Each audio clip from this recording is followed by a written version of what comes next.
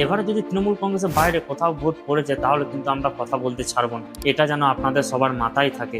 700টা vote এই বুথে, আর যেন 700টা ভোটই পায় তৃণমূল কংগ্রেস। এর বাইরে যদি কোথাও একটা ভোট পড়েছে তাহলে ইলেকশনের পর লক্ষ্মী ভান্ডার 1500 টাকা করে বন্ধ করে দেওয়া হবে মায়েদের। যদি তৃণমূল কংগ্রেসকে ভোট না দাও তাহলে এই এলাকা ছেড়ে বউ বাচ্চাকে নিয়ে পালিয়ে যাও।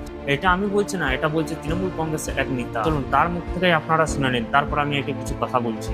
তৃণমূল কংগ্রেসের বাইরে যদি একটা ভোট অন্য দলে পড়েছে, আমরা কিন্তু কাউকে ছেড়ে কথা বলবো না, এটা আপনাদেরকে মাথায় রাখতে হবে।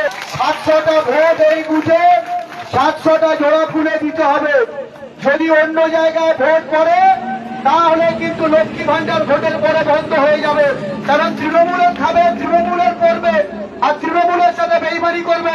বেইমানদেরকে 21 সালে ক্ষমা করেছি, এই 26-এ আমরা আর ক্ষমা করব না। যদি তৃণমূল কংগ্রেস করতে চাও এলাকায় থাকো, না তো আজকের পর থেকে বল বাচ্চা নিয়ে এলাকার বাইরে চলে যাও। এতে সবার প্রথমে আমি একটাই কথা বলবো, লক্ষ্মীর ভান্ডার বা কন্যাশ্রী মাননীয় নিজের পকেট থেকে দেয়নি।